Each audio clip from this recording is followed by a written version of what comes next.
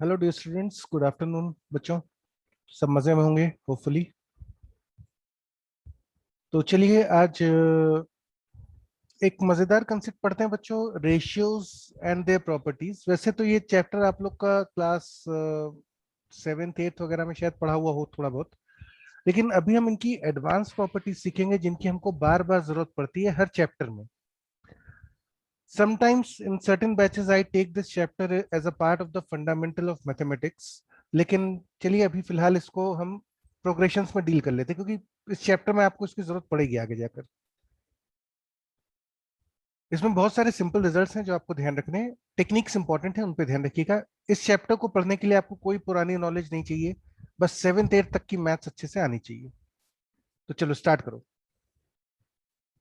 आपको दिया हुआ है कि 0 is smaller then a upon b is smaller then 1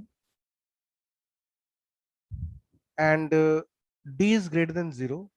Prove that a plus d upon b plus d is greater than a upon b. ठीक है, first part बच्चों prove कर रहे हैं हम लोग। तो चलो शुरू करते हैं। क्वेश्चन के हिसाब से आपको गिवन है कि a is smaller then b, है ना। a अपॉन b 1 से छोटा है, मतलब a b से छोटा है, which implies ad is smaller than bd। दोनों तरफ d से मल्टीप्लाई कर लीजिए।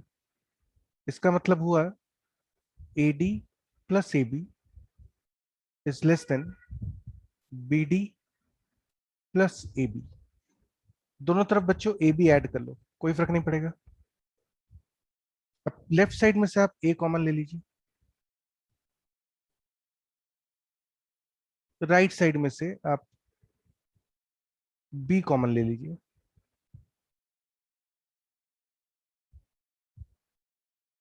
अब इस बी को लेफ्ट साइड पे भेज दो और बी प्लस डी को राइट पे भेज दो।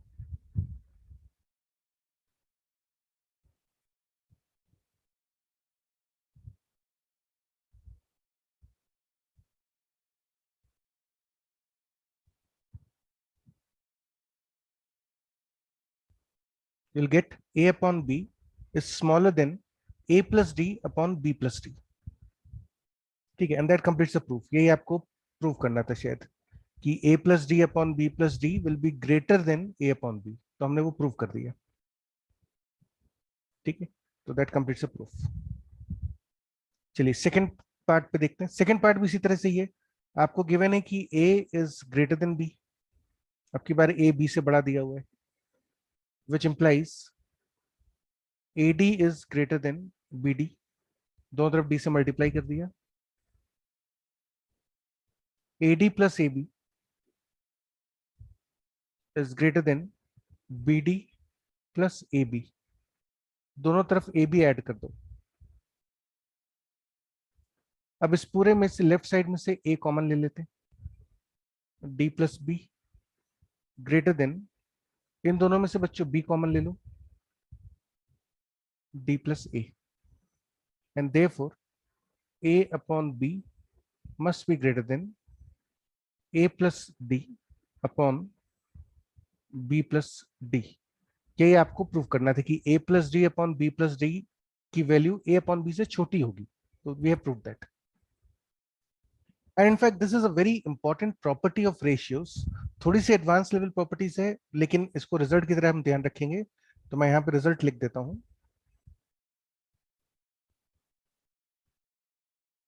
First, if a upon b is a proper fraction,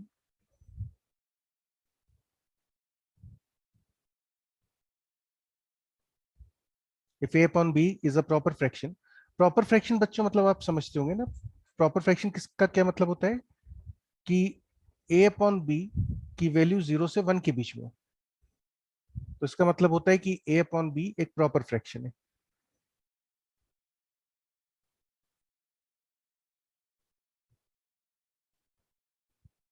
ठीक है, तो यदि a अपॉन b एक प्रॉपर फ्रैक्शन है, देन अगर हम इसमें न्यूमरेटर में और डिनोमिनेटर में सेम नंबर ऐड कर दें, same number positive number add करना है। a अपॉन b एक प्रॉपर फ्रैक्शन है, इस प्रॉपर फ्रैक्शन के न्यूमरेटर में और डिनोमिनेटर में सेम क्वांटिटी ऐड कर दी, पॉजिटिव क्वांटिटी। तो फिर ये जो नया रेशियो बनेगा सेम क्वांटिटी ऐड करने के बाद, ये रेशियो पहले वाले रेशियो से ज्यादा होगा,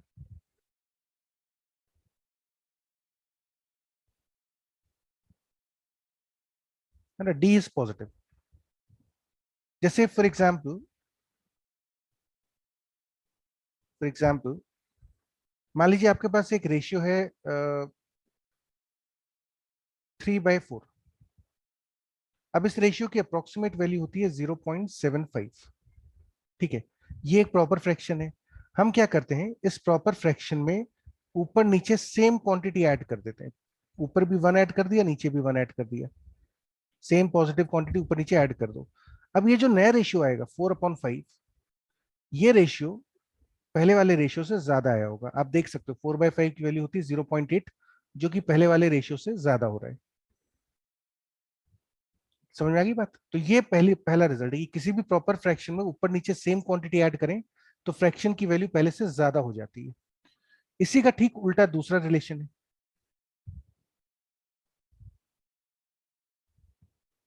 कि if a upon b is improper fraction,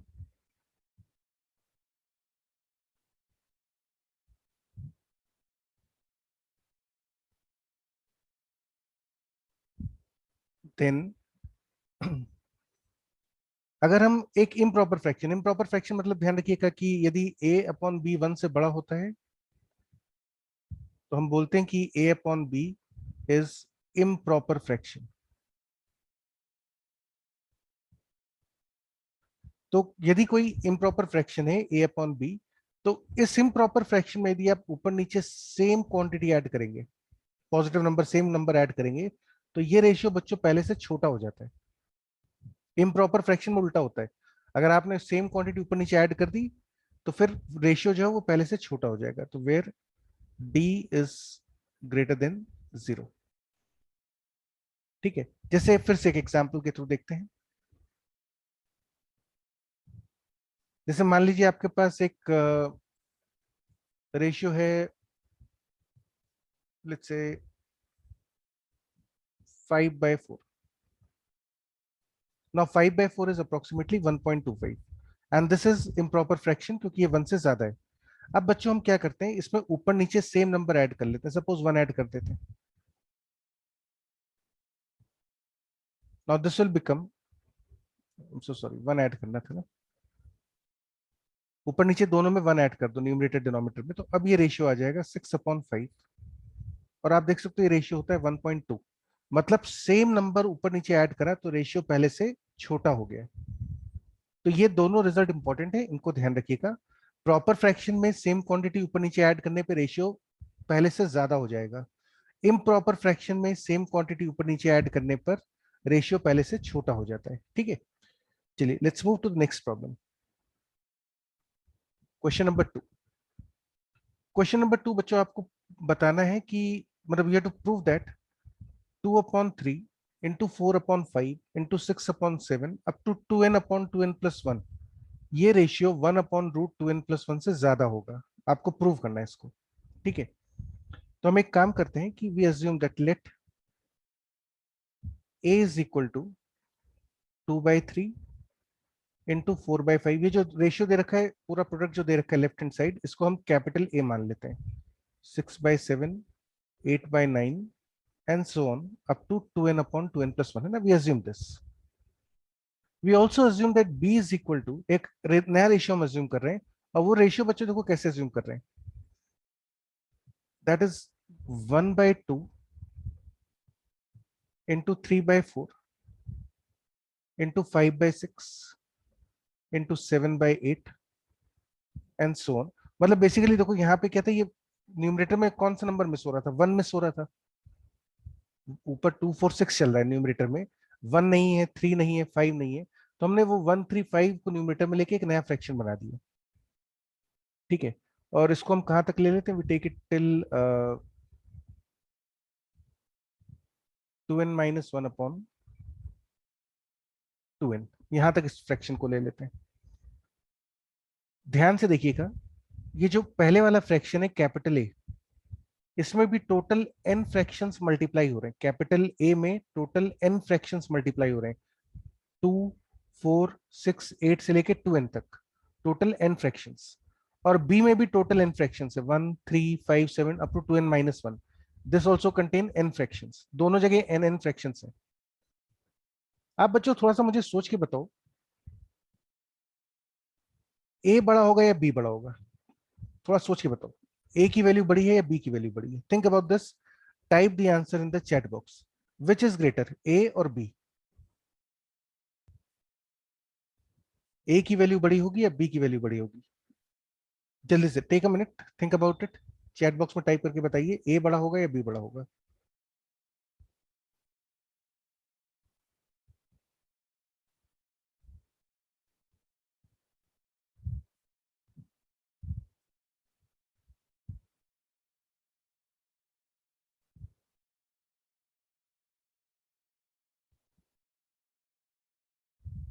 formula मतलब लॉजिकली सोचो।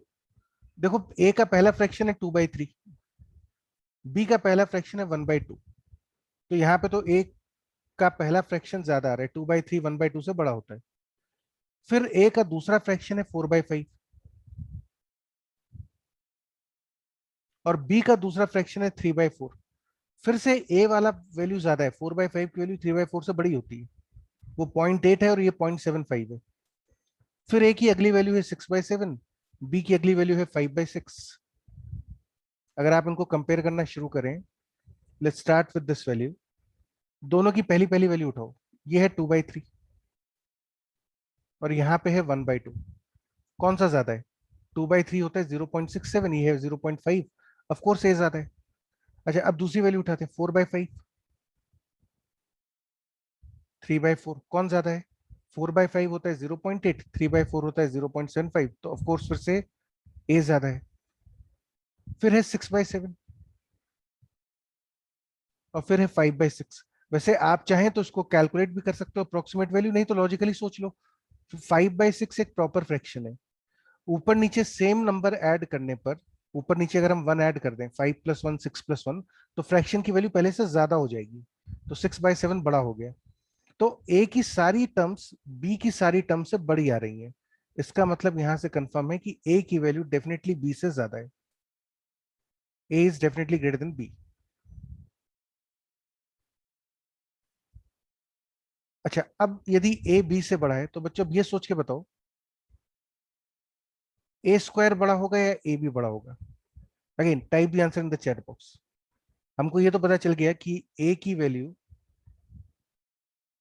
बी से ज्यादा है। तो अब ये बताइए, ए स्क्वायर ज्यादा होगा या ए बी ज्यादा होगा? कौन सी वैल्यू बड़ी होगी,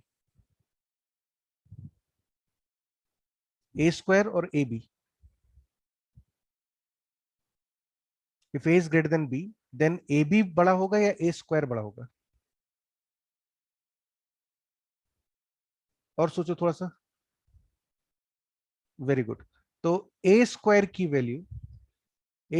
वैल्यू ए बी से ज्यादा होगी। आप दोनों तरफ इसको ए से मल्टीप्लाई कर दीजिए, multiply this a greater than b on both the sides with b, मतलब ए से मल्टीप्लाई कर दो दोनों तरफ, तो a square is greater than A b. ठीक है। अच्छा, इसका मतलब हुआ a square is greater than, A b के लिए बच्चों हम क्या करते हैं, ए और बी को मल्टीप्लाई कर लेते हैं, लेट्स मल्टीप्लाई देम। और मैं मल्टीप्लाई सीधे नहीं कर रहा, मैं क्या कर रहा हूं, मैं पहले ए की सीरीज लिख लेता हूँ, let's say 2/3, 4/5, 6/7, 8/9 and so on up to 2n+1। ये तो मैंने ए की वैल्यू लिखी। अब मैं साथ में बी की वैल्यू लिख रहा हूं। बी की वैल्यू, मैंने, मुझे ए और बी को मल्टीप्लाई करना है, बी की वैल्यू देखो क्या आ रही है, 1/2 into 3/4 into 5/6 into 7/8 up to 2n-1 upon 2n, है ना, ये बी आ जाएगा। और अब बहुत ध्यान से देखो तो आपको एक मैजिक दिखेगा, 2 से 2 कैंसिल, 4 से 4 कैंसिल, ठीक है, 3 से 3 कैंसिल, 5 से 5 कैंसिल, 6 और 6 कैंसिल, 7 7 कैंसिल, 8 8 कैंसिल, 9 भी ऊपर कैंसिल हो जाएगा, 2n कैंसिल, 2n-1 इधर आया होगा, है ना, इससे ठीक पहले आया होगा नीचे 2n-1, तो 2n-1 कैंसिल। तो आपके पास सब कुछ कैंसिल हो हुआ के क्या बच गया, you will get A square is greater then, numerator में बचा 1 और डिनोमिनेटर में बचा 2n+1, and therefore we get a must be greater than 1 upon root of 2n+1, that completes the proof। Interesting question था। मल्टीप्लीकेशन में ये जो cancellation हुआ ना, this is called telescopic product.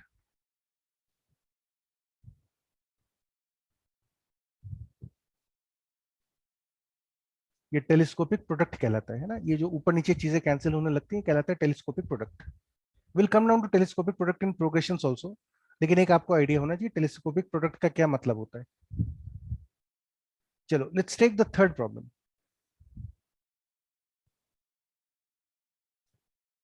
आपको बच्चों दिया हुआ है कि in any triangle ABC prove that a upon b plus C plus b upon c plus a plus c upon a plus b is smaller than 2। Now there is a standard notation, एक standard notation होती है किसी भी triangle में, इसको ध्यान रखिएगा।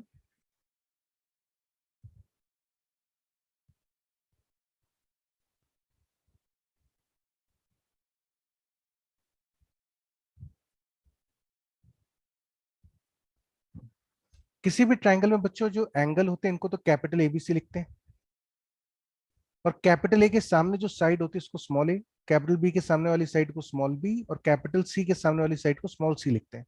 This is the standard notation. This angle is capital A, capital B, capital C, और ए के सामने स्मॉल ए, बी के सामने वाली साइड स्मॉल बी, सी के सामने वाली साइड की length small c. This is the standard form of representing the sides and angles of the triangle. आपको प्रूव करना है क्वेश्चन में कि a upon B plus C plus B upon C plus A plus C upon A plus B की value हमेशा 2 से छोटी होगी। ठीक है। अच्छा, अब हम जानते हैं कि in any triangle sum of two sides is greater than the third side.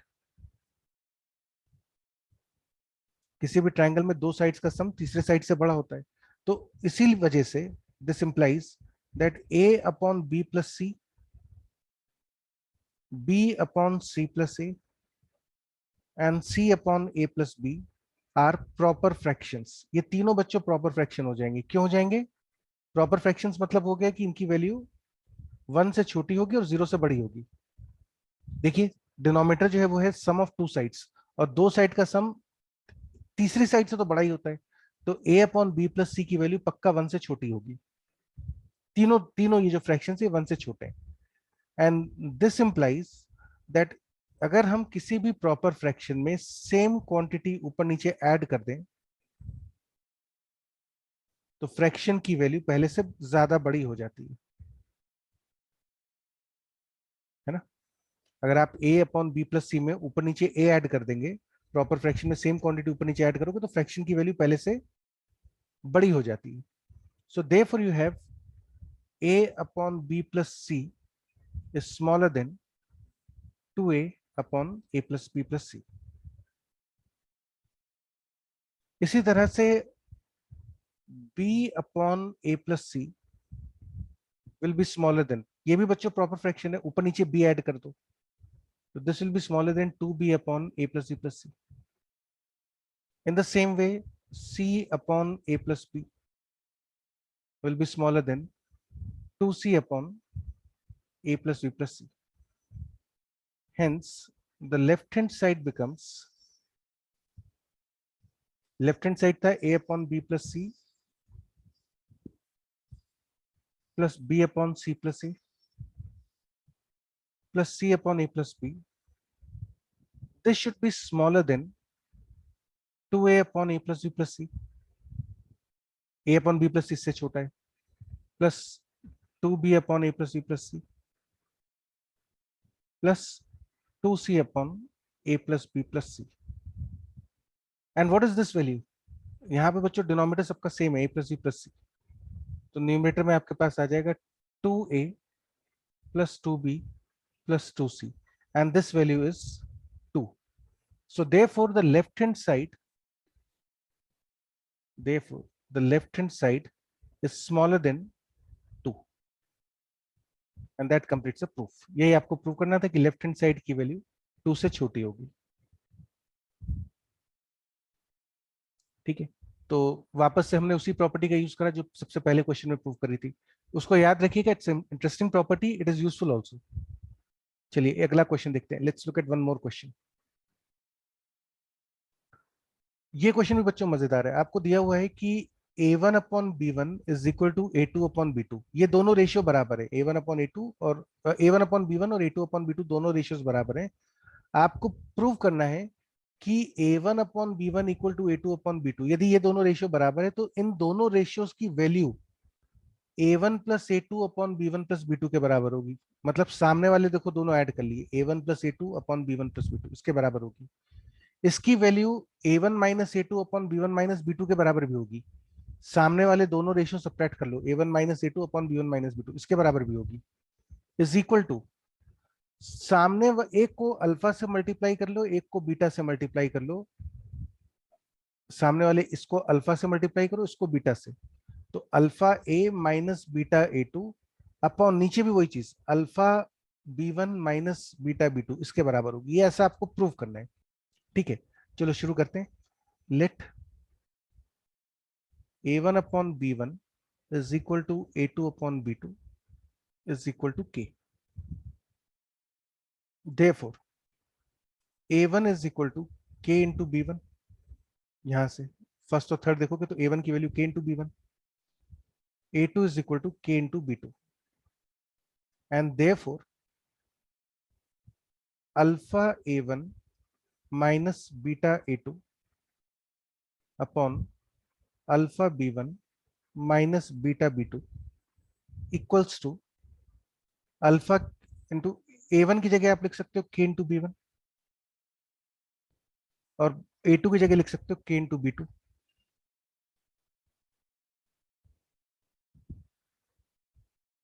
और इस पूरे में से k कॉमन निकाल लेते हैं। Alpha b1 minus beta b2 upon alpha b1 minus beta b2, and these two factors get cancelled out, you get only k। तो आपने क्या प्रूव कर दिया कि भाई ये रेशियो भी k के बराबर था, this ratio was equal to k, ये भी k के बराबर है और ये क्वांटिटी भी k के बराबर है। मतलब ये तीनों बराबर है, तीनों k के बराबर हो गए, है ना। अच्छा, अब ये दोनों पार्ट तो आराम से प्रूव हो जाएंगे। पुट अल्फा इक्वल टू इस वाले रिलेशन में ना, put alpha equal to 1, beta equal to -1।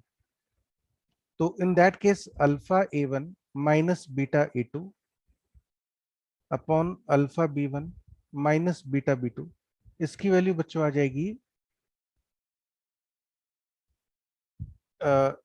a1 plus a2 upon b1 plus b2, है ना। ये भी k के बराबर ही था, ध्यान रखिएगा, ये रेशियो k के बराबर था तो ये भी k के बराबर आएगा। इसी तरह से you can put alpha equal to beta equal to 1। So this implies k which is equal to alpha a1 minus beta a2 upon alpha b1 minus beta b2. This will be equal to a1 minus a2 upon b1 minus b2। मतलब ये ratio भी देखो k के बराबर आ गया। तो हमने prove कर दिया कि ये भी k के बराबर है, ये रेशियो भी k के बराबर है, ये तो k थी, तो ये सारी वैल्यूज बराबर हो गई, सब k के बराबर है। This is very interesting fact. मतलब इसको आप ऐसा सोचिए कि यदि फॉर एग्जाम्पल यदि मान लीजिए a अपॉन बी की वैल्यू 3/5 है, तो मैं आपसे पूछता हूं a plus 3 upon B plus 5 की वैल्यू बताओ। तो a, अगर a अपॉन बी की वैल्यू 3/5 है तो a प्लस 3 अपॉन b/5 की वैल्यू क्या होगी? इसका आंसर भी 3/5 आएगा। This is equal to 3/5। क्यों? आप सामने वाले रेशियो को ऐड कर लीजिए, आमने सामने वालों को ऐड कर लो, a प्लस 3 b प्लस 5, तो रेशियो की वैल्यू वही आएगी जो पहले थी। पहले 3/5 थी तो अभी भी 3/5 रहेगी। अगर मैं आपसे पूछूं कि what is the value of 2a-9 upon 2b-15, 2b-9 sorry 2a-9 upon 2b-15, इसकी वैल्यू क्या होगी? या इसको भी रहने दो, चलो अब बाकी तो बच्चों let's forget about this one, इस पार्ट को रहने दो। वो ऊपर वाले से समझ में आ गया होगा, जबरदस्ती क्यों टाइम खराब करना। क्वेश्चंस बहुत सारे हैं, पहले उनको निपटाते हैं। अच्छा, now we move to the next problem. If a upon b is equal to p upon q, you have to prove that a minus b upon a plus b is equal to p minus q upon p plus q, and a plus b upon a minus b is equal to p plus q upon p minus q। ठीक है, तो फिर से देखिए हम क्या करते हैं कि a upon b is equal to p upon q is equal to k मान लेते हैं। Therefore, the value of a becomes k into b, the value of p becomes k into q। a और p की value आ गई k b k q। अब देखो therefore a minus B upon a plus B, ये value बच्चों कितनी आ जाएगी? This will be same as a की जगह रख देते हैं के B,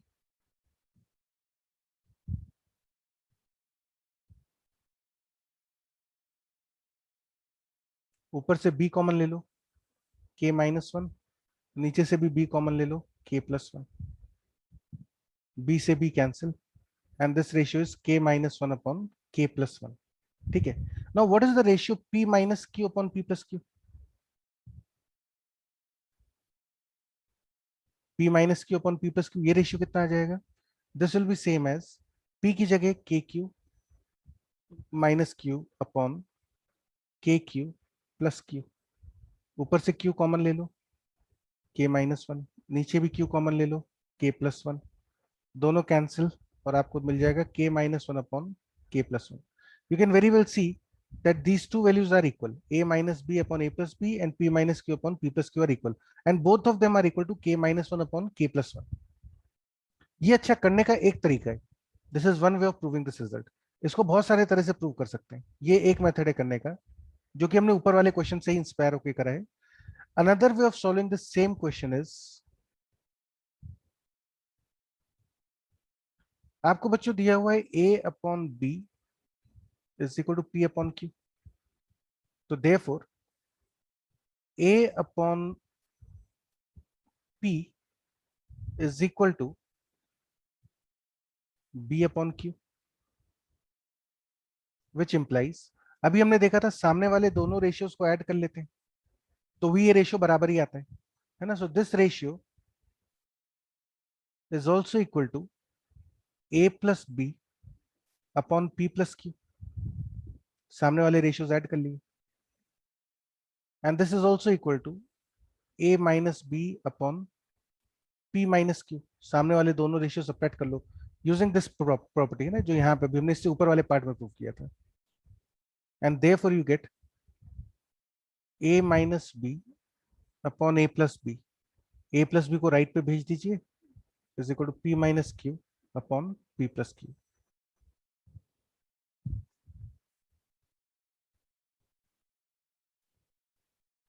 So using the first part also you can prove the question।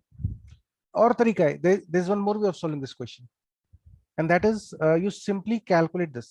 देखो a upon b minus 1 will be equal to p upon q minus 1, which implies a minus b upon b is equal to p minus q upon q। इस property को बच्चों हम बोलते हैं dividendo, dividendo है ना। दोनों तरफ सेम नंबर है, सब्ट्रैक्ट कर दिया, वन वन सब्ट्रैक्ट कर दिया, जरूरी नहीं वन सब्ट्रैक्ट करो, आप कोई भी नंबर सब्ट्रैक्ट कर सकते हो, उससे तो कोई फर्क पड़ता ही नहीं है। इसी तरह से a upon b plus 1 will be equal to p upon q plus 1, which implies a plus b upon b is equal to p plus q upon q। This is called componendo, जब दोनों तरफ same number add करते हैं तो उसको बोलते हैं कॉम्पोनेंटो ratio में। अब हम इन दोनों को डिवाइड कर लेते हैं। Let's call this as first equation, this is second. Divide the two equations, first upon second. So that implies first equation को सेकंड से डिवाइड करोगे तो आएगा a minus B upon a plus b is equal to p minus Q upon p plus q. ठीक है, now this is called componendo and dividendo.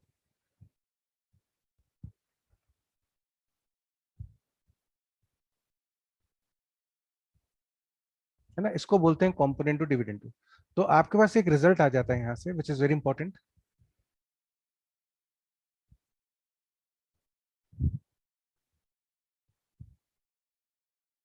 Third point, third result जो आपको याद रखना है वो है कि a upon b equal to p upon q if these two ratios are equal,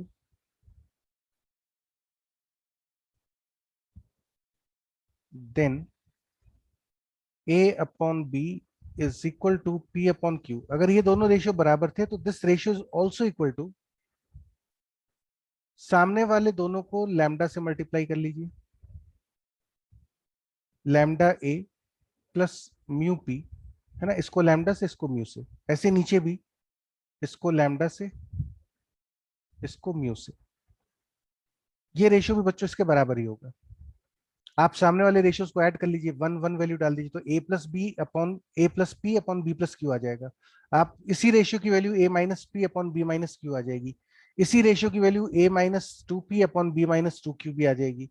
इसी रेशियो की value three a plus two p upon three b plus two q भी आ जाएगी। तो all these ratios will be equal, ये सब value इसी के ए अपॉन बी या पी अपॉन क्यू के बराबर ही आएंगी। और चौथा रिजल्ट जो आपको ध्यान रखना था इसमें, दैट वाज कि a upon b equal to p upon q implies a plus, ऐसा लिख लो, lambda A plus mu b upon lambda a minus mu b is equal to lambda p plus mu q upon lambda p minus mu q. This is called componendo and dividendo.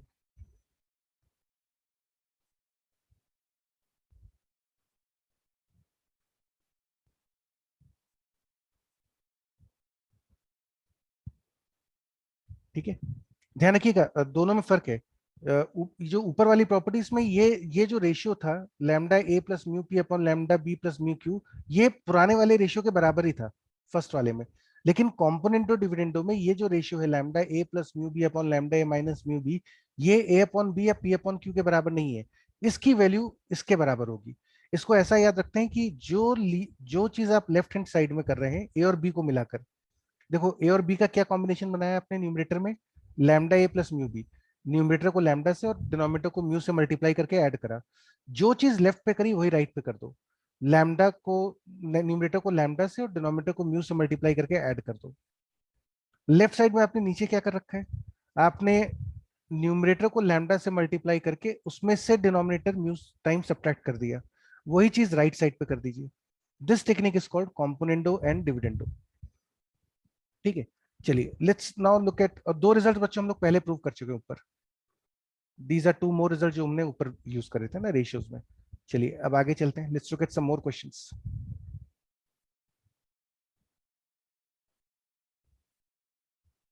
आपको दिया है X plus B Y plus A alpha plus B beta is equal to zero and X minus alpha upon A is equal to Y minus beta upon B. ये दोनों ratios equal है। आपको prove करना है, prove that कि ये जो दोनों रेशियोज बराबर थे, this ratio is also equal to minus two times A alpha plus B beta upon A square plus B square. ठीक है, चलिए तो बच्चों इसमें हम पहले वाला रिजल्ट, ये जो थर्ड रिजल्ट था इसको यूज करेंगे। I will be using this third result to solve the question. देखो,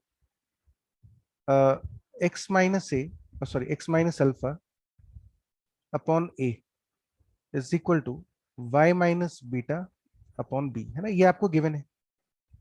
now using the third property, using this particular property third वाली से, हम न्यूमरेटर को किसी चीज से लेफ्ट साइड को हम देखो इसको ए से मल्टीप्लाई कर देते हैं और इसको बी से कर देते हैं।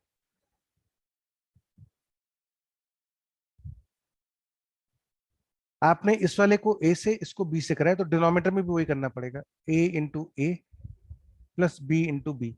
आप सोचेंगे सर आपको सपना कैसे आएगा कि ए और बी से मल्टीप्लाई करो, तो बेटा इसको ध्यान से देखो, यहाँ पे क्या दिख रहा है, a square plus B square. तो ये ए और बी से a square plus B square कैसे बना सकते हो, यही एक तरीका है आपके पास। Now that will be same as a x plus B y minus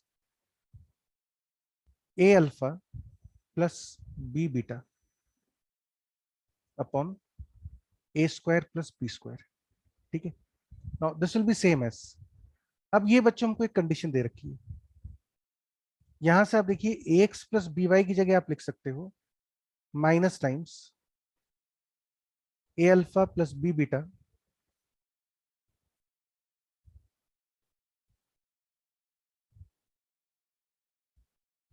upon A square plus B square.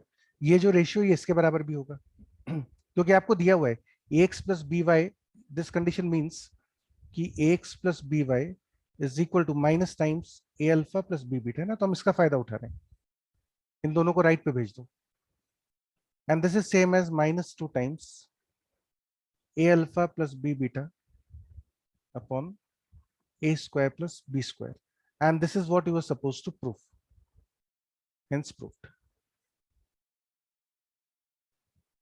तो एक बार बच्चों यहां तक अच्छे से चेक कर लो, अगर सबको समझ में आ रहा है तो टाइप यस, कोई डाउट है किसी को तो पूछ लीजिए।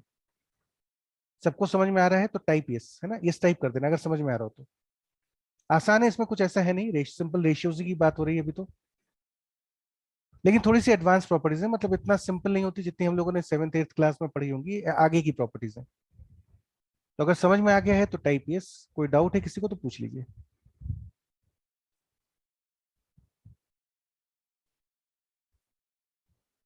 लास्ट वाला बेटा वापस से देख लो।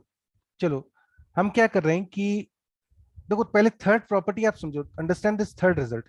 थर्ड रिजल्ट कहता है कि यदि आपके पास दो रेशियोज इक्वल हैं, ए अपॉन बी और पी अपॉन क्यू, तो लेफ्ट साइड वाले जो रेशियो है उसके न्यूमरेटर डिनोमिनेटर को आप लैम्डा से मल्टीप्लाई कर दीजिए। लेफ्ट साइड वाला जो रेशियो है ए अपॉन बी, इसमें न्यूमरेटर डिनोमिनेटर दोनों को लैम्डा से मल्टीप्लाई कर दो। राइट वाले दोनों को सेम क्वांटिटी म्यू से मल्टीप्लाई कर दो, आमने सामने वालों को ऐड कर दो, तब भी रेशियो की वैल्यू सेम रहती है।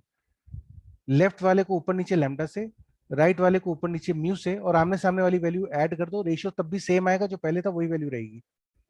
इस प्रॉपर्टी का यूज करते हुए हम क्या करते हैं, आपको ये दोनों इक्वल दिए हुए थे ना, you are given this is equal to this value, ये दो रेशियो बराबर है, तो हम लेफ्ट वाले रेशियो को ऊपर नीचे ए से मल्टीप्लाई कर देते हैं, राइट वाले रेशियो को ऊपर नीचे बी से मल्टीप्लाई कर देते हैं, और आमने सामने वाली वैल्यूज को ऐड कर देते हैं।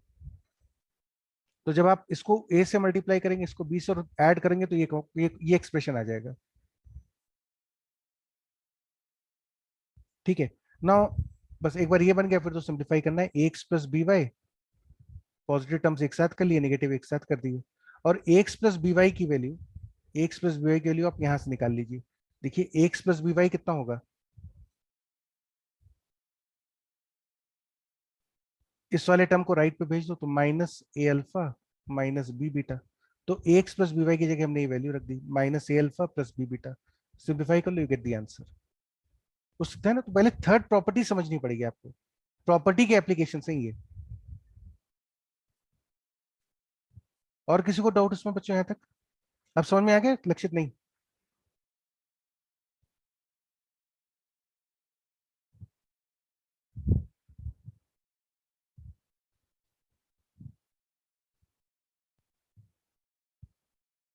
चलो फिर आगे चलते हैं, let's move to the sixth question. Sixth question भी बच्चों अच्छा है, ये ज्योमेट्रिकल क्वेश्चन है। अच्छा, यहाँ पे एक हमने नोटेशन यूज करी है, वो नोटेशन मैं यहाँ पे समझा दूं पहले आपको, नोट करके लिख देता हूँ अलग से।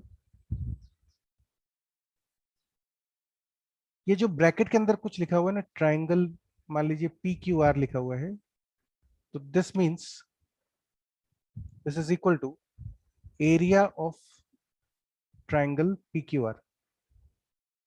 ठीक है, ये जो स्क्वायर ब्रैकेट में चीजें लिखी है ना, इसका मतलब है एरिया। तो ये नोटेशन क्वेश्चन में बार बार, क्योंकि हर जगह ये एरिया ऑफ ट्राइंगल PQR लिखने में तो टाइम खराब होगा, तो ये स्क्वायर ब्रैकेट बना दिया। स्क्वायर ब्रैकेट मतलब है ट्राइंगल PQR का एरिया। ठीक है, तो चलो बच्चों शुरू करते हैं। Let's start with the first part.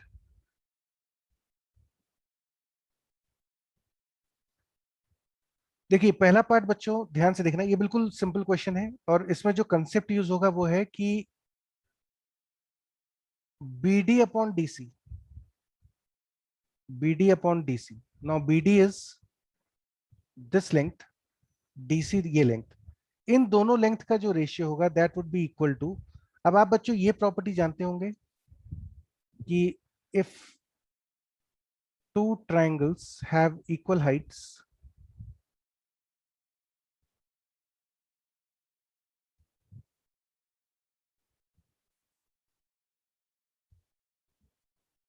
then their areas are proportional to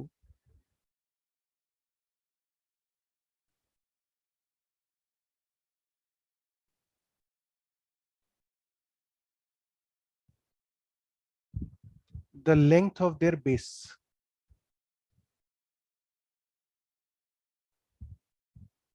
है ना, हम ये रिजल्ट यूज करने वाले हैं इस पूरे क्वेश्चन में। बार बार ये जो सिंपल 7th 8th की ज्योमेट्री का रिजल्ट था उसका इस्तेमाल करेंगे। आप लोगों ने ये रिजल्ट पढ़ रखा होगा सबने, और ये रिजल्ट कहाँ से आता है, इसका explanation is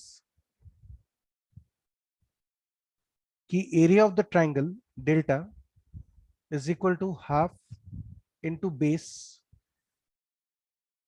into height.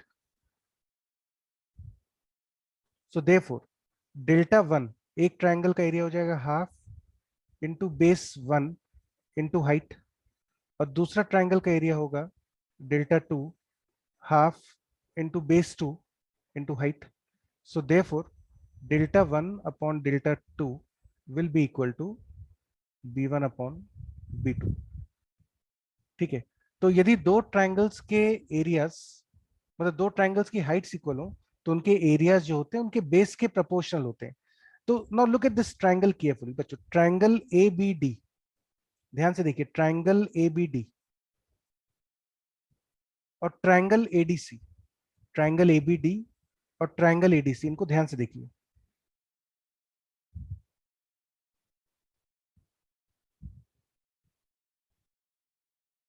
You can observe that the heights of these two triangles are equal। इन दोनों ट्राइंगल्स की हाइट इक्वल है, तो इनके जो एरियाज होंगे उनका रेशियो क्या होगा, बेस के बराबर होगा।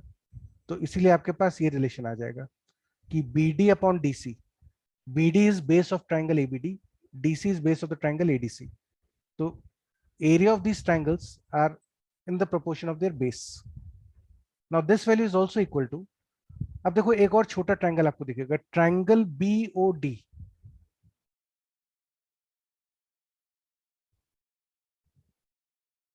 Upon triangle DOC। Look at these two triangles. Triangle BOD को देखिए, ये वाला ट्राइंगल है BOD, है ना, दिख रहा है आपको ये दिस ट्राइंगल, ये वाला जो ट्राइंगल है जो मैंने शेड कर रखा है, this, look at this triangle. और एक और ट्राइंगल है बगल वाला इसके, ग्रीन वाला, look at this green triangle. आप देख सकते हो इन दोनों ट्राइंगल्स की हाइट्स इक्वल है, दोनों ट्राइंगल्स की हाइट इक्वल है। तो इनके जो एरियाज होंगे वो किसके प्रोपोर्शनल होंगे, बेस के प्रोपोर्शनल होंगे। बेस क्या क्या है, BD और DC। तो इसलिए आप BD अपॉन DC को ऐसा भी लिख सकते हैं।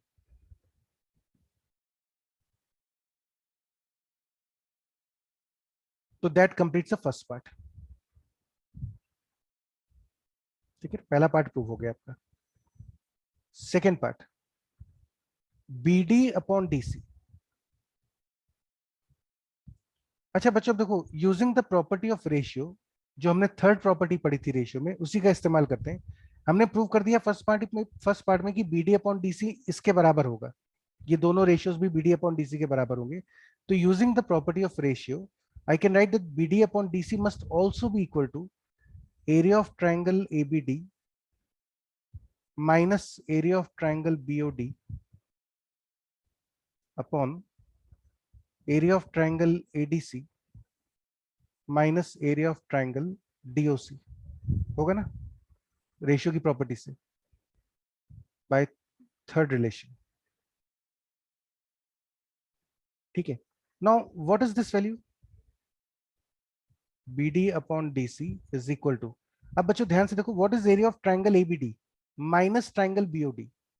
ट्राइंगल एबीडी कौन सा एरिया हुआ, ट्राइंगल एबीडी आपका हो गया ये वाला ट्राइंगल पूरा, है ना, this is the triangle ABD, ये जो येलो से मैं शेड कर रहा हूं, this is the triangle ABD.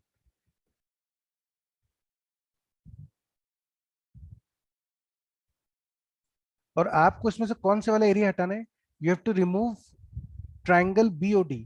Triangle BOD मतलब ये जो मैं ग्रीन से शेड कर रहा हूं, this is the triangle BOD.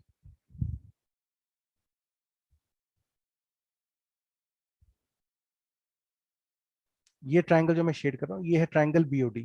तो अब आप सोच के देखो बच्चों, इस पीले वाले ट्राइंगल में से अगर ये हरे वाला ट्राइंगल हटा दे तो कौन सा ट्राइंगल बचेगा, you will be left with triangle A O, ये पॉइंट ओ था, A O B, will get triangle A O B. समझ में आई बात, दिस पॉइंट वाज ओ, ये जो पॉइंट है ये ओ है, दिस इज ओ। तो आपको मिलेगा येलो ट्राइंगल में से ग्रीन वाला ट्राइंगल हटा दीजिए, तो will get the area of the triangle A O B. ठीक है, तो यहां से अब हमारे पास आ जाएगा, this is area of triangle A O B upon, अच्छा इसी तरह से बच्चों triangle ADC, triangle ADC minus triangle DOC, इसको मैं थोड़ा सा साफ कर देता हूं, और फिर से देखो ट्राइंगल एडीसी, ये पीले वाला triangle minus triangle, minus triangle ADC, मतलब सॉरी ओडीसी, ये ग्रीन वाला ट्राइंगल, इसमें से भी ये ग्रीन वाला ट्राइंगल माइनस कर दो, तो आपको कौन सा ट्राइंगल बच जाएगा, triangle A O C, will get triangle AOC. So this ratio is also equal to the area of triangle AOB upon triangle AOC, and that completes the second part, है ना। सेकेंड पार्ट में आपको ही prove करना था, B D upon D C is equal to area of triangle B O A upon triangle C O A, तो it's one the same thing. अच्छा अब third part पे चलते हैं। Now we have already prove that B D upon D C is equal to area of triangle AOB upon area of triangle AOC, ये बच्चों हमने prove कर दिया बाय सेकेंड पार्ट। ठीक है, नाउ मैं एक काम और करता हूं, जस्ट क्लीन दिस अप। अब बच्चों हम कैलकुलेट करेंगे सीई अपॉन ई ए, और मैं इस फिगर को दोबारा से यहाँ पे बना रहा हूँ, है ना, I am just drawing this figure again.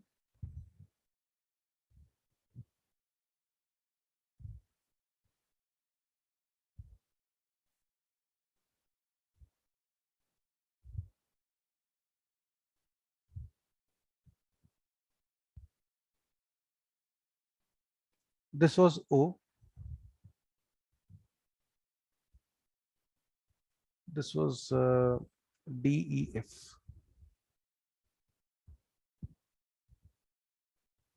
है ना। ये फिगर मैंने वापस से बना लिया क्योंकि बार बार वो ऊपर स्क्रॉल करना पड़ता है, तो just drawn this figure again. अच्छा अब ध्यान से देखिएगा, what is the ratio CE upon E A, think about this carefully, CE upon EA. CE upon EA will be equal to the area of the triangle BCE upon area of the triangle AEB, है ना। Triangle AEB और triangle CEB इसके बराबर ही आएगा ये CE upon EA. This is also equal to area of the triangle COE upon area of the triangle AOE. Triangle AOE और triangle COE, इनका ratio भी वही, क्योंकि हाइट दोनों की सेम है तो बेस के बराबर एरियाज होंगे, बेस के प्रोपोर्शनल सॉरी एरियाज होंगे। And using the property of ratio this is also equal to area of the triangle BCE minus area of triangle COE upon area of triangle AEB minus area of the triangle AOE. And this will be same as, अब देखो बच्चों, triangle BCE इस triangle में से triangle EOC minus कर दीजिए, BCE minus EOC. So that will give you area of the triangle BOC upon, in the same way, triangle ABE, from this triangle subtract triangle AOE को minus कर दीजिए, तो आपके पास क्या बच जाएगा, triangle AOB.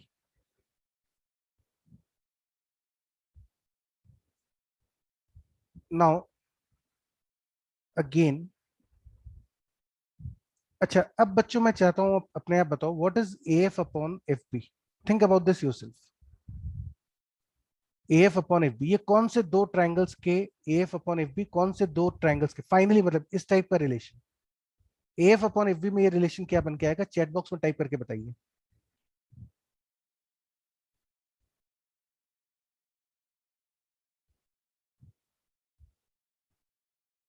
AF upon FB, ये फाइनली ये रेशियो किसके बराबर बनेगा, AF अपॉन FB, ये कौन से दो ट्रायंगल्स के एरिया का रेशियो होगा फाइनली, अपने आप सोच के बताओ. AF upon FB.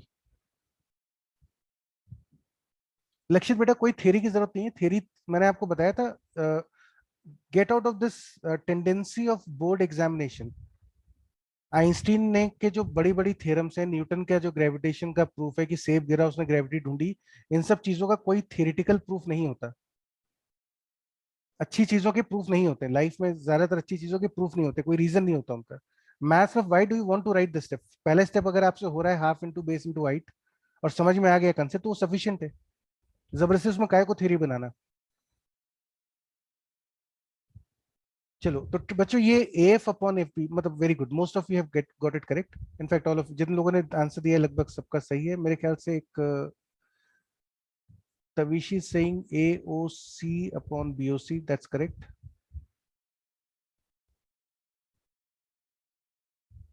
हाँ, तो बच्चों देखो finally this area will be equal to area of triangle AOC upon area of the triangle BOC. Think about this carefully. Finally आपका ये आ जाएगा, AF अपॉन FB की वैल्यू फाइनली इसके बराबर आएगी. आप में से कुछ लोगों ने AF अपॉन FB बताया है triangle ACF upon triangle FCD, वो सही है. कुछ लोगों ने बताया triangle AOF upon triangle BOF, वो भी सही है.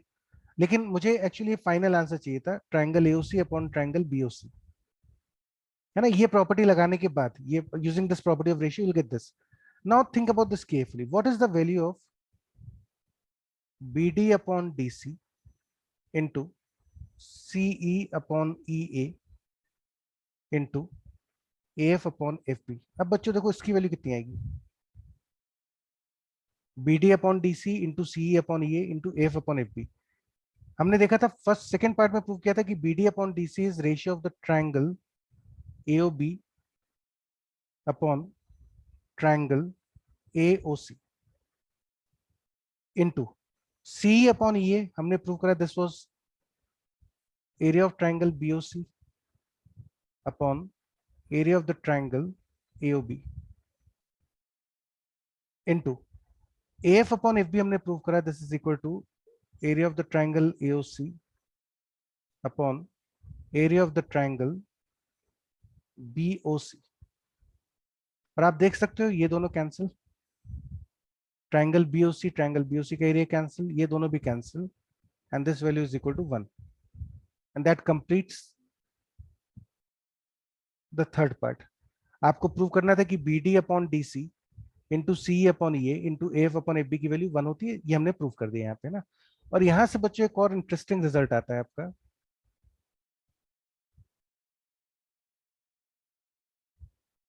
Result, this result is called Ceva's theorem.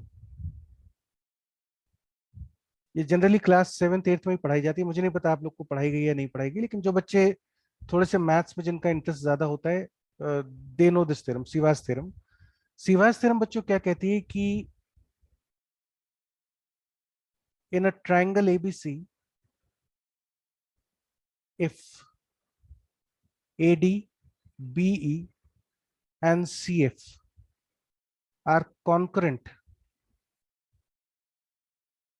concurrent मतलब क्या होता है, they meet at the same point, intersect at same point, same point पे इंटरसेक्ट करें, इसको बोलते हैं कॉन्करेंट। तो यदि AD, BE और CF कॉन्करेंट है, देन, अच्छा मैं फिगर भी बना दूं आपको, एक तो ज्यादा अच्छे से समझ में आ जाएगा। This is the figure. अब ये थोड़ा सा आप फेयर बनाना बाद में अच्छे से, ABC, this is any line AD, कोई भी लाइन है, जरूरी नहीं मीडियन हो, कोई भी line AD, another line BE, और तीसरी लाइन है CF। तो किसी भी ट्रायंगल में बच्चों यदि ये तीनों लाइंस कॉन्करेंट हो, AD, BE, CF, आप देखो ये तीनों एक ही पॉइंट से पास हो रही है, इस पॉइंट पे मीट कर रही है, let's call this point as O। अगर ये तीनों कॉन्करेंट हैं तो फिर ध्यान से देखिएगा, BD/DC, आपको क्या करना है, ट्रायंगल की बाउंड्री पे चलना है, ट्रायंगल के पेरीमीटर पे चलो, कैसे भी चलो, इस तरह से चाहो तो क्लॉकवाइज, जैसे मर्जी हो, लेकिन पेरीमीटर पे चलना है। मैं अभी फिलहाल एंटी क्लॉकवाइज चल रहा हूँ पेरीमीटर पे, बी से शुरू करता हूँ अपना सफर और एंटी क्लॉकवाइज चलूंगा। तो जो भी रेशियो मिल रहा है, एक न्यूमरेटर एक alternately denominator, BD/DC into CE upon EA into AF/FB is equal to 1. This is called Siva's theorem. It's a very beautiful theorem of geometry, और ये आपको बच्चों याद होनी चाहिए। आप कहीं से भी शुरू कर सकते हैं, मतलब आप ये भी कर सकते हो कि सर हम बी से क्यों शुरू करें, हम तो मान लीजिए ई से शुरू करना चाहते हैं, I want to start from E, और मैं क्लॉकवाइज चलना चाहता हूँ, आप चल लो, कोई दिक्कत नहीं, तब भी सही होगा। देखो EC, एक न्यूमरेटर एक alternately denominator, upon CD into DB upon BF into FA upon AE। ये रेशियो भी, इनका प्रोडक्ट भी 1 आएगा, ये जरूरी होगा। अगर ये तीनों AD, BE, CF कॉन्करेंट है तो ये कंडीशन ट्रू होगी। अच्छा, कन्वर्स भी ट्रू होता है, ये तो बेकार की चीज तो मैं हटा दूं, converse is also true. Converse भी मैं लिख देता हूं, तो कन्वर्स एक्चुअली ज्यादा यूज होता है। Conversely,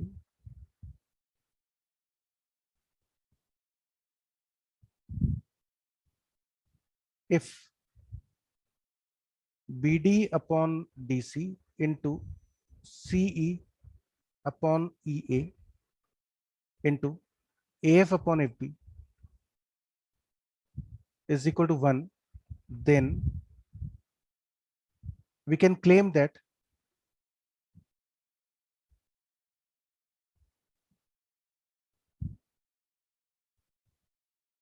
AD, BE and CF are concurrent, है ना बच्चों, कन्वर्स भी ट्रू है। अगर कॉन्करेंट होंगे तो ये कंडीशन ट्रू होगी, ये रेशियो 1 आएगा। अगर ये रेशियो 1 आ रहा है, प्रोडक्ट 1 आ रहा है, तो आप क्लेम कर सकते हो कि AD, BE, CF कॉन्करेंट रहे होंगे, तभी ये बना सकता है। ठीक है, तो this result is called Ceva's theorem. Italian mathematician थे, ही वाज अ ज्योमेट्री में इनका काफी कंट्रीब्यूशन है, तो उनके नाम पे ही है ये सीवास थ्योरम। तो इसको याद रखिएगा, ये ज्योमेट्री में काफी हेवीली यूज होती है आगे जाकर। अच्छा चलो, let's move to the seventh problem. There are I suppose total 10 question है ना, तो चलो सेवेंथ पे चलते हैं। सेवेंथ क्वेश्चन है, lambda is equal to sine x plus cos x का whole square upon sine x minus cos x का whole square, prove that sine 2x is equal to lambda minus 1 upon lambda plus 1। ठीक है, चलिए शुरू करते हैं। आपको दिया हुआ है lambda upon 1 is equal to sine x plus cos x का whole square upon sine x minus cos x का होल स्क्वायर, है ना, ये आपको दिया हुआ है। सो नाउ दैट इंप्लाइज अब बच्चों देखो हम क्या करते हैं, हम लगाते हैं कॉम्पोनेंटो एंड डिविडेंडो, यानी जो चीज हम न्यूमरेटर में और डिनोमिनेटर में लेफ्ट साइड में करेंगे वही चीज राइट साइड पे करने पे दोनों वैल्यूज बराबर आएंगी। तो हम न्यूमरेटर में क्या करते हैं, लेफ्ट साइड में क्या करते हैं, पहले ही देखो, in the left hand side हम न्यूमरेटर में डिनोमिनेटर जोड़ देते हैं, और डिनोमिनेटर में क्या चेंज कर रहे हैं कि डिनोमिनेटर में, मतलब डिनोमिनेटर को न्यूमरेटर में से घटा देते हैं। न्यूमरेटर में क्या करा, न्यूमरेटर प्लस डिनोमिनेटर। डिनोमिनेटर में क्या करा, न्यूमरेटर माइनस डिनोमिनेटर। जो चीज आपने लेफ्ट पे करी वही राइट पे करना है, यानी कि sign x plus cos x, numerator plus denominator upon, नीचे क्या करा था आपने, नीचे आपने किया था न्यूमरेटर माइनस डिनोमिनेटर, तो यहां भी वही करना है, numerator minus denominator. This is componendo and dividendo by componendo and dividendo. So therefore we get lambda plus 1 upon lambda minus 1 is equal to, इसको बच्चों होल स्क्वायर को एक्सपैंड करो, ऊपर आएगा sine square x plus cos square x, वो तो 1 हो गया, plus 2 sine x cos x, plus यहां से आएगा sine square x plus cos square x 1, minus 2 sine x cos x upon, फिर से यहां पे आएगा 1 plus 2 sine x cos x minus 1 plus 2 sine x cos x.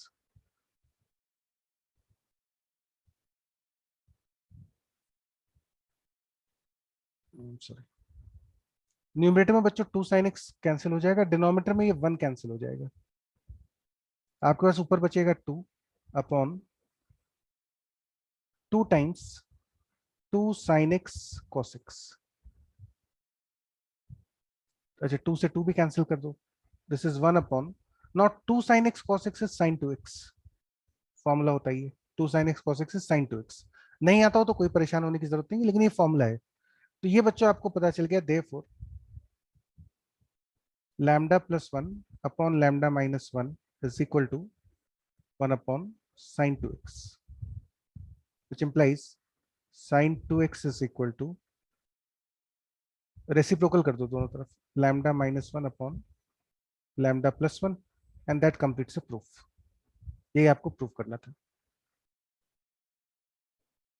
ठीक है, आप देख रहे हो ना किस तरह से रेशियोज को हम यूज कर रहे हैं ट्रिग्नोमेट्री में, हमने रेशियोज का यूज करा ज्योमेट्री में, हमने रेशियोज का यूज करा इनइक्वालिटी प्रूव करने में, हमने रेशियोज का यूज करा टेलीस्कोपिक प्रोडक्ट यूज करने, कैलकुलेट करने में। अब one simple idea and look at the variety of questions where it is used. चलिए let's look at the 8th question.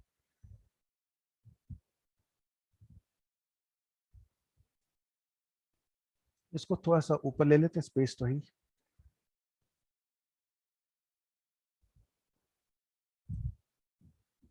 चलो बच्चों 8th क्वेश्चन देखते हैं। आपको दिया हुआ है कि ये तीन रेशियोज बराबर है, x upon B plus C minus a is equal to y upon C plus A minus b is equal to z upon A plus B minus c. तो बच्चों अगर ये तीनों रेशियोज बराबर है तो हम इसको के बराबर इक्वेट कर देते हैं, वी अज्यूम कि ये तीनों के बराबर होते हैं। Now by using the third property, by the third result, जिसमें सामने वाले रेशियोज आप ऐड कर सकते हैं, you can write k is equal to, सामने वाले रेशियोज ऐड कर लो, x plus Y plus Z upon, ऐसे यहाँ पे ऐड कर लो। आप पूछोगे कि सर आपने तो दो ही के लिए प्रूव किया था, बेटा वो सबके लिए ट्रू है, 2 3 4 5 कितने भी हो सबके लिए कर सकते हैं, मैं अभी फिर नीचे लिख भी दूंगा रिजल्ट को। तो B plus C minus A, C plus A minus B, A plus B minus C, which is same as X plus Y plus Z upon, अच्छा अब डिनोमिनेटर को देखिए तो आपका एक ए तो कैंसिल हो गया, एक सी कैंसिल हो गया, एक बी भी कैंसिल हो गया, तो बचा क्या आपके पास? सी प्लस ए plus b. So therefore x plus Y plus Z upon ए प्लस बी प्लस सी, इसकी वैल्यू भी बच्चों के बराबर आ रही है। हमने है ना, इसकी वैल्यू के बराबर आ गई, जो कि इन्हीं तीनों के बराबर है। इन तीनों की रेशियोज की वैल्यू भी के थी, लेफ्ट साइड की वैल्यू भी के आ गई। So therefore the left hand side is equal to K. अब चलते हैं राइट हैंड साइड की तरफ, अब देखते हैं ये कैसे कैलकुलेट होगा। तो देखो, एक्स अपॉन बी प्लस सी माइनस ए, वापस से बच्चों हम थर्ड प्रॉपर्टी का यूज कर रहे हैं। थर्ड प्रॉपर्टी है ना, थर्ड प्रॉपर्टी में, लेकिन हम थोड़ा सा मॉडिफिकेशन क्या कर रहे हैं आपकी बार।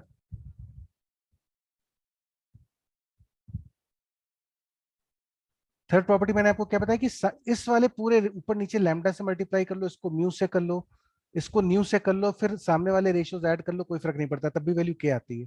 This was the third property. तो अब हम क्या कर रहे हैं, क्योंकि मुझे x into Y plus Z चाहिए, x into Y plus Z चाहिए, तो बच्चों मैं इसको y प्लस जेड से मल्टीप्लाई कर देता हूँ ऊपर नीचे,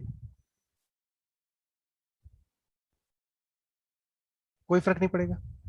this is also equal to, ये जो दूसरे वाला रेशियो था y, इसको हम x प्लस जेड से ऊपर नीचे मल्टीप्लाई कर देते हैं,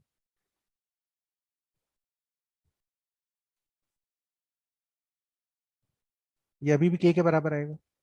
और इसको अब हम तीसरे वाले को z into x plus Y से ऊपर नीचे मल्टीप्लाई कर देते हैं,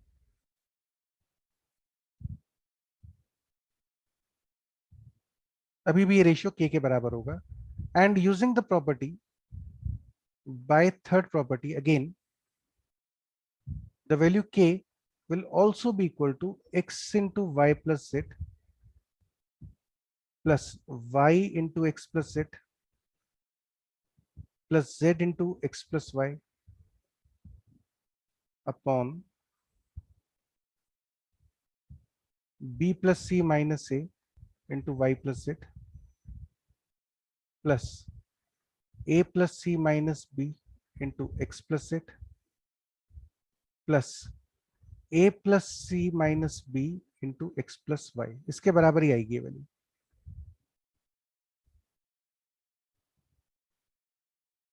which is same as। अब देखो बच्चों, न्यूमरेटर तो आपका ऐसे ही छोड़ देते हैं, x upon Y plus Z, Y upon Y into x plus Z, z upon z into x plus Y, इसको तो ऐसे ही छोड़ दो न्यूमरेटर को, डिनोमिनेटर पे चलो। अब ध्यान से देखना, मैं थोड़ा सा डायरेक्ट करूंगा।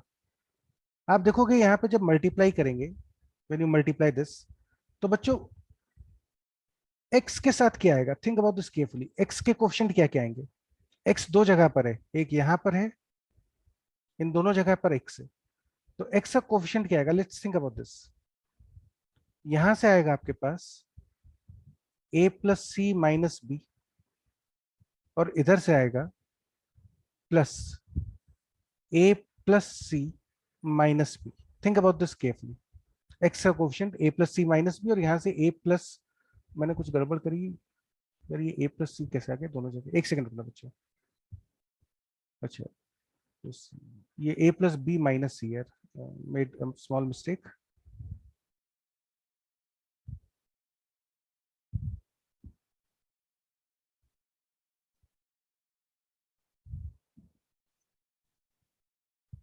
तो मैंने क्वेश्चन कॉपी करने में गलत कर दिया, तो this was a plus B minus C,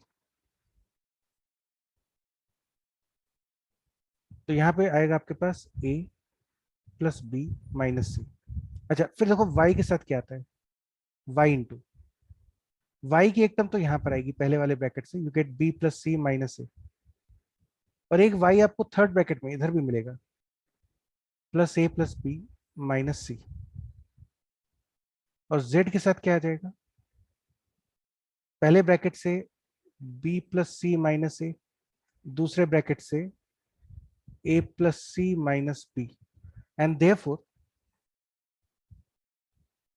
we get k is equal to x into y plus z, ये ध्यान रखना, ये k की वैल्यू चल रही है पूरी, plus y into x plus z plus z into x plus y upon, अब देखो बच्चों b से b कैंसिल, c से c भी cancel, in the same way a से a कैंसिल, c और c cancel, a cancel, b और b cancel. तो आपके पास क्या बचा, नीचे बचा 2 times a x plus B Y plus c z. इस एक्सप्रेशन की वैल्यू भी k के बराबर आ रही है। In fact this expression is nothing but the right hand side. आप देखो राइट हैंड साइड यही दिया हुआ था, x into y plus y into z plus x plus z into x plus y upon 2 times ax plus by plus cz, and that completes the proof. Hence LHS is equal to RHS is equal to k। दोनों values बच्चों k के बराबर थी। Left hand side हमने k निकाल ही लिया था और राइट साइड हमने प्रूव कर दिया k के बराबर है। So that completes the proof. अच्छा क्वेश्चन था, मतलब ठीक है, बहुत ज्यादा टफ तो नहीं बोलेंगे इसको, लेकिन जिस तरह से जो एक्सप्रेशन जैसा दिया है ना, राइट साइड पे नजर रखिए, क्या चाहिए आपको, उससे क्वेश्चन सॉल्व होंगे। चलिए एक और देखते हैं। अच्छा एक वो मैं रिजल्ट लिख दूं पहले आपके लिए ना।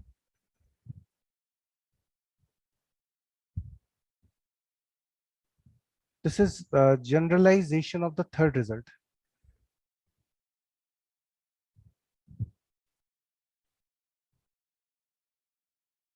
ऑफ थर्ड, कि इफ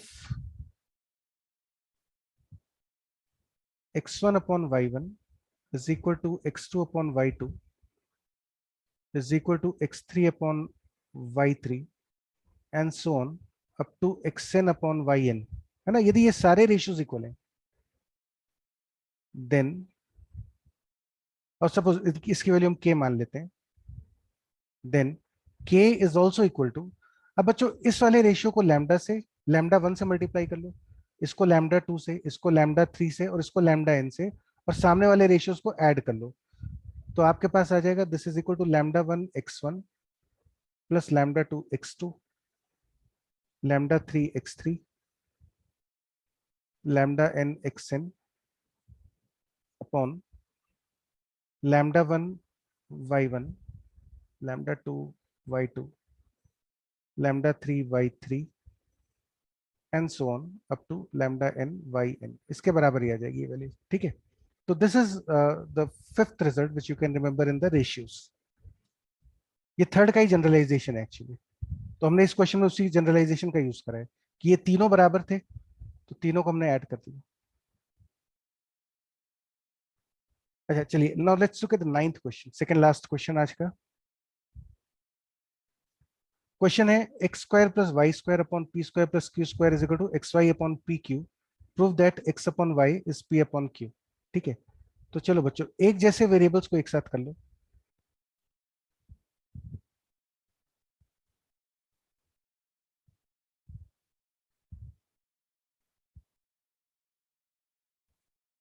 ठीक है, एक जैसे एक्स और वाई एक साथ कर लिया, पी और क्यू एक साथ कर लिया। Now this implies, now we apply component to dividend. तो हम क्या कर रहे हैं, लेफ्ट साइड में देखो क्या कर रहे हो, जो लेफ्ट साइड में करोगे वही राइट पे करना है। लेफ्ट साइड में हम क्या कर रहे हैं, ऊपर लिख रहे हैं न्यूमरेटर प्लस 2 टाइम्स डिनोमिनेटर, और नीचे लिख रहे हैं एक्स स्क्वायर मतलब न्यूमरेटर माइनस 2 टाइम्स डिनोमिनेटर। जो आपने लेफ्ट साइड पे करा वही राइट साइड पे कर दीजिए, numerator plus 2 times denominator upon numerator minus 2 times denominator. So we have used componendo and dividendo, which implies, now this gives you x plus y upon x minus y का whole square, ध्यान से देखना, is equal to p plus q upon p minus q का whole square, which implies x plus y upon x minus y is equal to p plus q upon p minus q. Now again I apply componendo dividendo. अब मैं पहले left hand side में क्या कर रहा हूँ, numerator plus denominator, और नीचे क्या कर रहे हैं, न्यूमरेटर माइनस डिनोमिनेटर। जो आप लेफ्ट साइड में करो वही राइट साइड पे कर लो। Numerator plus denominator, numerator minus denominator. This implies, अब बच्चों यहां से आ जाएगा आपके पास ऊपर 2x/2y, है ना। यहाँ पे देखो ये y से y कैंसिल, x और x कैंसिल। इसी तरह से यहाँ पे q और माइनस q कैंसिल, इधर p और minus p cancel. So that is same as 2p/2q, and that implies x/y is equal to p/q, which completes the proof। यही आपको प्रूव करना था। ठीक है, तो इसी एक क्वेश्चन में हमने 2 बार कॉम्पोनेंटो डिविडेंडो लगाया।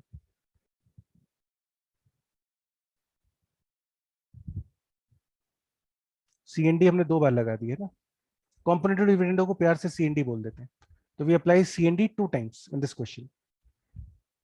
चलिए एक और देखते हैं, लास्ट क्वेश्चन आज का देख लेते हैं।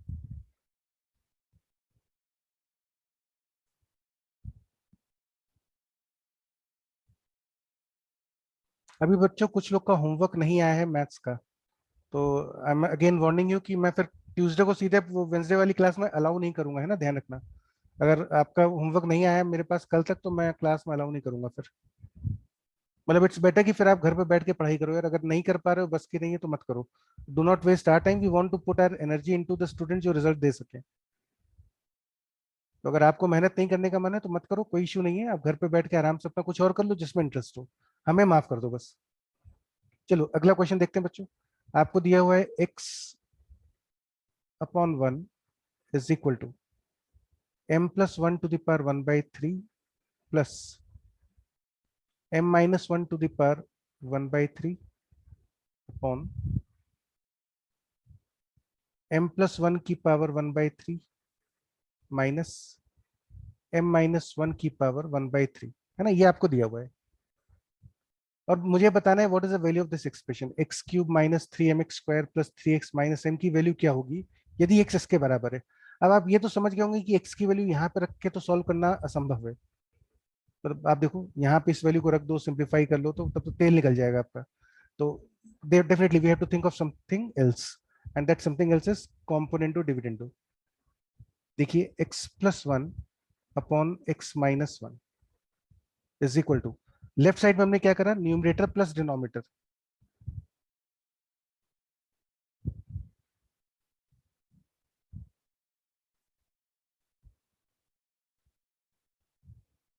न्यूमरेटर प्लस डिनोमिनेटर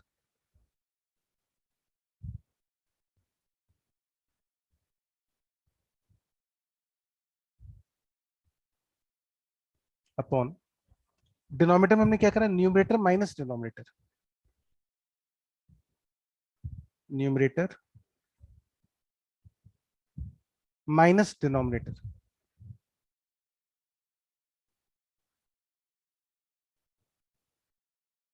ठीक है।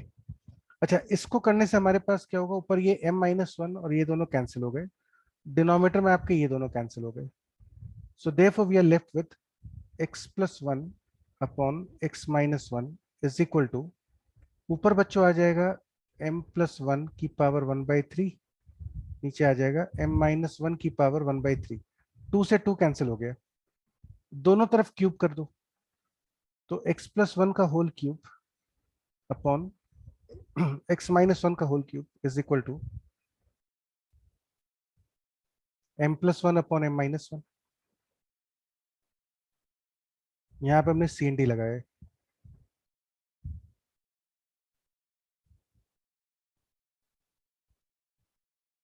Now we again apply componendo and dividendo. इसमें CND फिर से लगा देते हैं। तो आपके पास आ जाएगा x+1 का क्यूब प्लस x-1 का cube, x+1 cube minus x-1 cube is equal to, जो लेफ्ट साइड पे करा वही राइट साइड पे करिए, numerator plus denominator, numerator minus denominator. Now this will give you how much? Numerator में ये बच्चों आ जाएगा, देखो x cube a plus b whole cube plus 1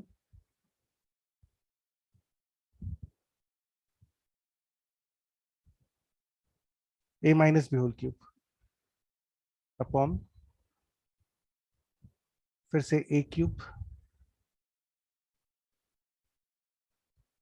minus b cube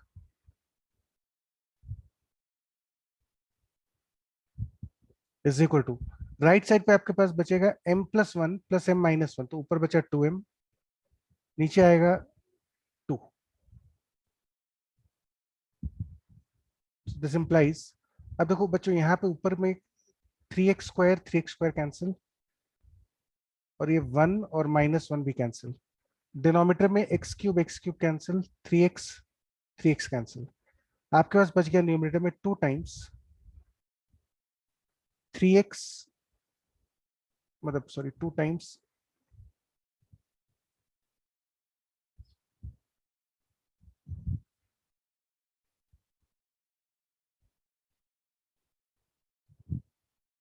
x cube plus 3x upon denominator में बचा 2 times 3x square plus 1, और right side पे बचा 2m अपॉन 2. ये सब कैंसिल कर देते. X cube plus 3x is equal to, 3x square को राइट पे भेज दो, 3mx square plus m,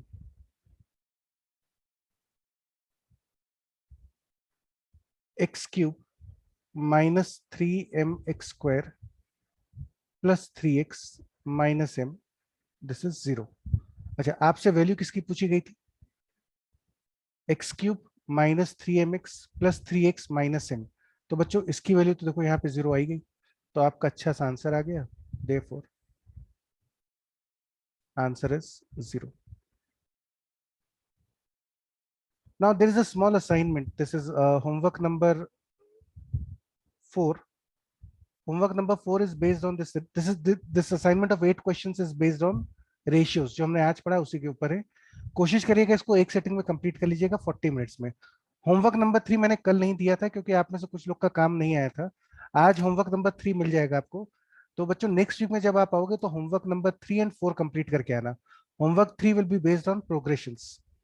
AP GP HP अच्छे से घोट लो, अच्छे से प्रॉपर्टीज समझ लो, विजुलाइज कर लो, प्रॉपर्टीज याद कर लो उनकी, क्योंकि इसको थोड़ा सा एब्जॉर्ब करने में समय लगेगा आपको. एपी जीपी एचपी है ना, तो revise the thing, solve lots of questions. तो मैं एक असाइनमेंट 3 आपको दूंगा आज, होमवर्क 3, वो पूरा कर लीजिएगा. यहाँ तक कोई डाउट है किसी को तो पूछ लीजिए. समझ में आ गया हो तो जल्दी से टाइप यस. आज का सेशन इंटरेस्टिंग था काफी, क्योंकि हमको रेशियो प्रोपोर्शन एक अच्छी चीज थी जिसको हमने काफी डिटेल में पढ़ लिया. मतलब अब आप बेफिक्र रह सकते हैं कि किसी भी लेवल का एग्जाम हो, KVPY, olympiad, what ever the exam is, इससे टफ नहीं आने वाली चीजें है ना. रेशियो इससे टफ नहीं आएगा. चीजों को अच्छे से समझ लेना. From my side I have made sure कि आपको सारे अच्छे क्वेश्चंस करवा दूं. अलग अलग वैरायटी ऑफ क्वेश्चंस में हमने देखा. सीवास थ्योरम का रिजल्ट बहुत इंटरेस्टिंग है. कभी इसको देखेंगे फुर्सत से कि इससे क्या क्या फायदे होते हैं. बहुत सारी ऐसी चीजें हैं जो आपने रट्टा लगा रखी है ज्योमेट्री में, लेकिन वो सीवास थ्योरम से आराम से प्रूव हो जाती हैं. तो उन थ्योरम्स को याद, मतलब सीवास थ्योरम वगैरह अच्छे से याद कर लीजिएगा. तो चलो गाइस, फिर take care and will meet next week. In the meantime you have to complete homework number 3 and homework number 4. ठीक है. डाउट्स के लिए आप में से संडे को कोई आना चाहे तो रितेश तो आ रहे हैं, तो डाउट्स के लिए you are most welcome on Sunday. ठीक है. अदरवाइज टेक केयर और मेहनत करते रहिए. Excuse me, sir. हाँ बेटा. Sir, at what time can we come for the doubts of D or DPPs के doubts है ना sir? डीपीपी के डाउट्स अभी बचे हैं तुम लोग के? तो स्पेशल DPP ट्रिग्नोमेट्री वाली. ठीक नहीं, वो अटेम्प्ट कर लिया तुमने उसके? मैं सोल्यूशन नेट ऐप पे डाल देता हूँ ना, क्यों आने जाने में क्यों टाइम खराब कर रहे हो उसके लिए. आई विल ठीक है upload the sir. Solution on the app, तो देख लेना अगर सबने अटेम्प्ट कर लिए हैं. क्योंकि अभी सब मुझे सबमिट तो करा नहीं है किसी ने, तो मुझे पता नहीं है. सबमिट कर दोगे तो मुझे आइडिया लग जाएगा. तो जिन लोग का होमवर्क सबमिट हो जाएगा मैं ऐप के ऊपर डाल दूंगा, सोल्यूशन देख लेना आराम से. उसके बाद भी नहीं समझ में आया तो फिर आराम से आ जाओ, टाइम लेके आ जाना कभी भी. तो अटेम्प्ट दो यस. स्पेशल डीपीपीज, आपको संडे तक का टाइम था, उसको कंप्लीट कर लीजिए. जब हो जाए तो मुझे होमवर्क सबमिट कर देना. उसके बाद फिर मैं सॉल्यूशंस अपलोड कर दूंगा। बाकी तो अभी प्रोग्रेशंस पे, थ्योरी जो है अपनी प्रोग्रेशंस पे पकड़ बनाओ आप घर पे, चैप्टर को समझने की कोशिश करो, है ना। एनसीईआरटी रीड करो या जो भी बुक आप यूज कर रहे हैं स्कूल की, उस बुक को रीड करिए। जितनी जगह से रीडिंग करेंगे, अलग अलग सोर्सेज से रीड करेंगे, उतनी ज्यादा आपको क्लैरिटी होती है किसी भी सब्जेक्ट में। तो इसीलिए उसको एनसीईआरटी से कम रीड करो, अपने नोट्स पढ़ो, एनसीईआरटी रीड करो। आसान लगेगा लेकिन लगने दो, मतलब वही हम चाहते हैं कि आपको साइकोलॉजिकली चैप्टर आसान लगे। ठीक है, चलो guys, take care and will meet next week.